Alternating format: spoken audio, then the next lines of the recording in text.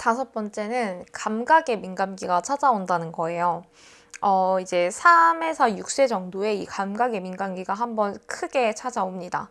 이 시기에는 어린이가 앞으로 평생 동안 우리가 사용할 감각을 다 습득하는 단계예요. 그래서 이 시기에 그 몬테소리 유치원에 가면은 부드럽다, 거칠다, 무슨 무겁다, 뭐 가볍다, 크다, 작다 이런 모든 감각을 여기서 다 배웁니다. 근데 그렇다고 해서 몬테소리가 아닌 환경에선 이걸 못 배우느냐? 그건 사실 아니에요. 그런데 우리가 왜 이렇게 감각이라는 걸 따로 분리해서 배울까? 이거에 대해서 되게 많은 오해를 가지고 있는 게 이게 처음에 나온 그 교육 자체가 약간 정박아를 위한 교구였기 때문에 감각이 중요하게 된 거다. 이런 오해가 되게 많단 말이에요. 근데 실제로 이게 왜 우리가 이렇게 감각을 따로 고립해서 배우냐면 앞으로 평생 사용할 감각이잖아요. 아주 섬세한 그 감각을 배우는 거예요. 우리가 물론 자라면서 무겁다 가볍다의 정도는 느끼면서 살 수는 있지만 그렇다고 해서 뭐 다 똑같은 청각을 갖고 있는 건 아니잖아요. 예를 들자면 우리가 왜 의사 선생님들이 귀로 들으면서 그걸 이렇게 엄청 집중해서 듣고 그 미묘한 차이를 알아내잖아요. 막 심장이 불규칙하게 뛰는지 규칙적으로 뛰고 있는지를 체크할 수도 있고 그런 청각적인 것들도 있을 수 있고 또 시각적인 그런 조화로움을 보는 것들. 그래서 우리가 누구나 색깔의 조화로움을 잘 어른이 된다고 해서 캐치하진 못하잖아요. 왜 우리가 볼 때 옷을 잘 입는 사람도 있고 옷을 못 입는 사람도 있듯이 이거는 다 이 어렸을 때 감각적인 그런 체험들을 얼마나 많이 해주었느냐 라는 것도 하나의 그런 작용을 할 수가 있는 부분이고 엄마들이 어린이들 감각 체험 되게 많이 시켜주잖아요. 그 이유 중에 하나가 손 많이 쓰고 감각 체험 많이 한 친구들은 두뇌 발달이 뭐 잘 이루어진다고? 근데 실제로 그래요. 어린이들이 이 시기에 자기가 감각을 진짜 손으로 느껴보고 거기에 집중하고 하면서 굉장히 그 두뇌가 많이 자극이 되고 많이 발달이 되기 때문에 이 감각에 민감이 뭔가 많이 들어보고 싶어하고 만져보고 싶어하고 이게 뭔지 궁금해하고 이런 감각에 대한 개념을 막 확립하고 싶어하는 이 시기에 자유로운 환경을 열어주는 게 중요하겠죠. 그래서 만져보고 하고 직접 맡아보게 하고 먹어보게 하고 너무 위험하지 않은 선에서 그래서 여기서는 저희가 이 시기 때는 아이들한테 절대 안 돼 라고 말하지 않는 그런 풍요로운 환경을 제공해 주는 것이 중요합니다. 여섯 번째로 사회성의 민감기가 찾아오는 시기예요. 사회성의 민감기라고 하면 이제 가장 또 크게 생각하는 부분 중에 하나죠. 친구랑 잘 지내는 거 굉장히 중요하잖아요.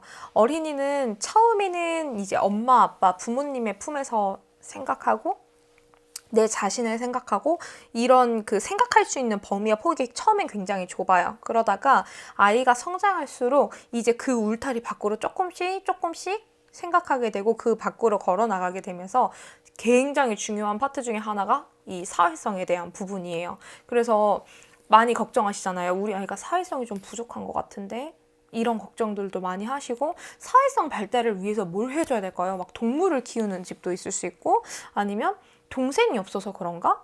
뭔가 친구들을 많이 만날 수 있는 환경을 만들어주기도 하고 이런 여러 가지를 통해서 사회성을 채워주려고 하시는데 이 시기에는 굉장히 다른 상대방에 대한 내가 속한 그룹 혹은 다른 친구들이나 내가 내 주변에 있는 이런 친구들이라던가 아니면 내가 지금 다니고 있는 뭐 유치원 아니면 내가 다니고 있는 학교 이런 주변에 있는 사람들한테 굉장히 관심이 많이 가는 시기라는 거죠.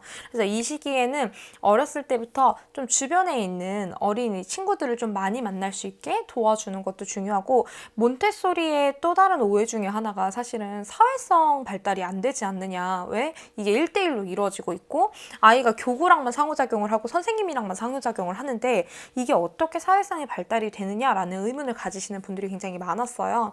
근데 여기에 대해서 얘기할 수 있는 건 저희가 친구랑 대화하는 것도 사회성이죠. 그렇지만 다른 사람을 배려할 줄 아는 마음도 사회성이거든요. 왜냐면 다른 사람과 잘 지내기 위해서는 다른 사람을 생각하고 다른 사람의 입장을 배려하는 태도도 굉장히 중요하단 말이에요.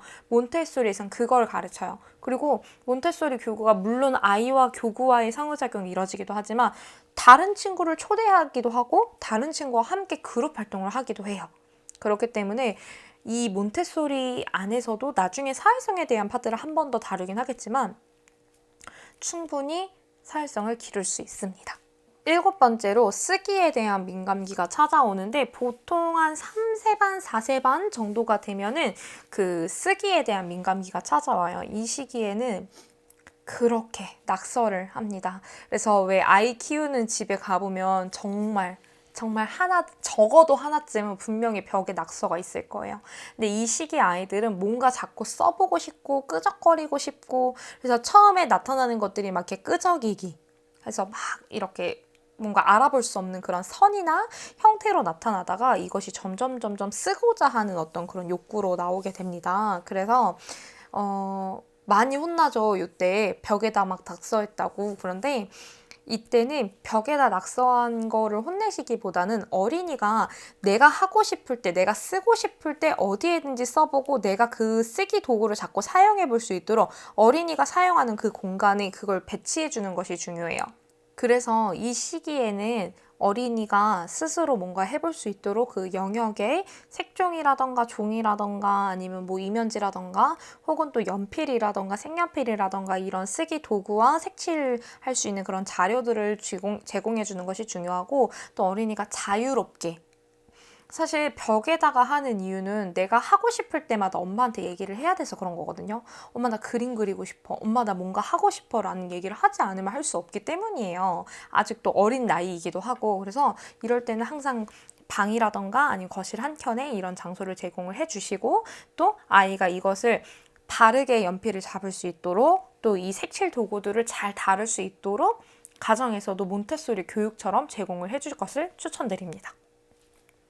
8번째로 읽기에 대한 민감기가 찾아옵니다. 이것은 이제 4세 반에서 한 5세 정도가 되면 읽기에 대한 민감기가 찾아오는데 이 시기에는 어린이가 지나가면서 내가 아는 글자를 읽는 거에 대한 흥미가 굉장히 높아지는 시기예요. 그래서 이렇게 걸어가다가 간판을 보고 내가 아는 글자를 무조건 하나, 2개 막 띄엄띄엄 찾아서 읽어본다던가 아니면 엄마 저거 어떻게 읽는 거야? 라던가 이런 식으로 굉장히 질문이 많아지는 시기예요.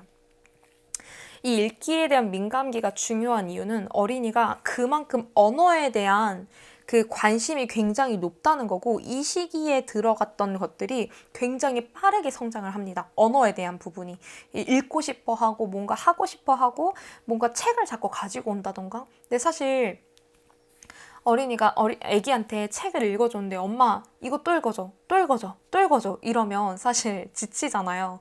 그러니까 혼자 읽어봐 막 이렇게 하게 되는 경우도 있는데 이렇게 뭔가를 자꾸 읽고 싶어 하고 이럴 때는 이런 환경을 제공해 주는 것이 중요해요. 그래서 뭔가 글씨가 많지는 않은 그런 동화책을 준비를 해준다던가 아니면 단어가 있는 그런 카드 같은 것들을 준비해줘서 혼자 조금 읽어보게 한다던가 이런 식으로 제공을 해주는 것이 중요하고 또 여기서 주의해야 될 거는 아이가 글씨를 읽을 때 아직은 이제 막 관심이 생기고 읽고 싶은 마음이 조금씩 드는 시기이기 때문에 실수할 수 있어요. 그래서 우리가 뭔가 부엉이라고 읽어야 되는데 뭐 부앙이라고 읽는다던가 이렇게 언어에 대한 실수를 했을 때 이거를 아니지 라고 알려주시는 것이 아니라 부앙이라고 읽어도 부엉이라고 자연스럽게 들려주시는 것이 중요합니다. 근데 여기서 또 실수하는 게 부엉이 이렇게 딱딱하게 읽어주시는 경우가 되게 많은데 어린이는 귀에 자연스러운 걸 들려주는 게 되게 중요해요. 그래서 저희가 평소에 부엉이 이렇게 이야기 안 하잖아요. 그것처럼 자연스럽게 얘기해 주시면 돼요. 부엉이라고 읽고 싶었어? 이렇게 얘기를 해주시면 됩니다. 그래서 어린이가 또 이러한 과정을 통해서 스스로 그 틀림을 고칠 수 있게 만들어주는 거죠. 자꾸 옆에서 아니지 부엉이가 아니라 부엉이 이렇게 찝어주게 되면 어린이가 스스로 생각할 수 있는 힘이 조금 줄어들겠죠. 그래서 자꾸 내가 지금 말했던 것과 엄마가 자연스럽게 들려주는 그 글자가 어떤 게 다른지 지금 내가 어디가 틀린 건지를 자연스럽게 알고 나중에 이 부엉이라는 글씨를 봤을 때 이거 부엉이 라고 들었던 것 같은데 라는 걸 스스로 정정할 수 있게 도와주는 것이 중요합니다. 2편에 걸쳐 몬테소리의 민감기에 대해 알아보았는데요. 생애 딱 한 번 또 굉장히 짧게 찾아오는 중요한 시기인 만큼 우리 어른들이 민감기에 대해 바로 알고 또 이 시기에 알맞는 좋은 교육적 환경을 제공해 주는 것이 중요하겠죠? 다음 시간에는 몬테소리가 말하는 어린이의 경향성에 대해 알아보도록 하겠습니다. 감사합니다.